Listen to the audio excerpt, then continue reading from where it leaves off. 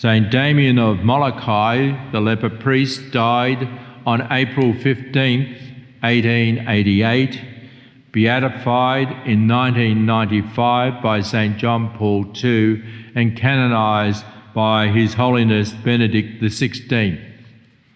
Saint Damien, a Belgian, a straight shooter, an apostle, an example to all pastors and all priests and deacons to promote perpetual Eucharistic adoration. Yes, he fulfilled his corporal works of mercy to the lepers, but his greatest and the greatest work was for the lepers to come before Jesus exposed on the altars of Molokai of the Hawaiian Islands. Here is the history. Before he was born, few people had first heard of what leprosy was, Hansen's disease.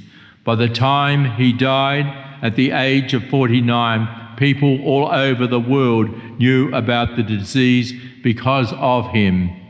He was forced to leave school at 13 years of age. On the family home he worked, and 6 years later, he entered the congregation of the Sacred Hearts of Jesus and Mary, taking the name of a 4th century physician and martyr, Saint Damien. When his brother Pamphile, a priest in the same congregation, fell ill and was unable to go to the Hawaiian Islands as assigned, Damien quickly volunteered in his place. 2 months after entering in the new mission, Damien was ordained a priest and was assigned to the island Hawaii for the next 9 years. In 1873, after volunteering for the assignment, this Belgian priest went to the leper colony of Molokai, set up 7 years earlier as a part of a team of 4 priests assigned for 3 months at a time. Damien soon volunteered to remain permanently caring for the people, their physical, spiritual, and medical needs.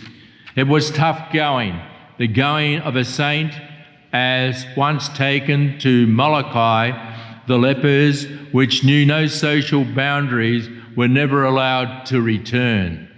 Damien, also a leper, could not leave. Family members of politicians, doctors, professionals were deemed convicted of the disease, and from that moment, government allowances started to flow. Damien and the lepers began to build their own accommodation and infrastructure. The chapel was central, and their desperate, immoral lifestyles began to change. Turning to God through catechesis and perpetual Eucharistic adoration was their saving grace.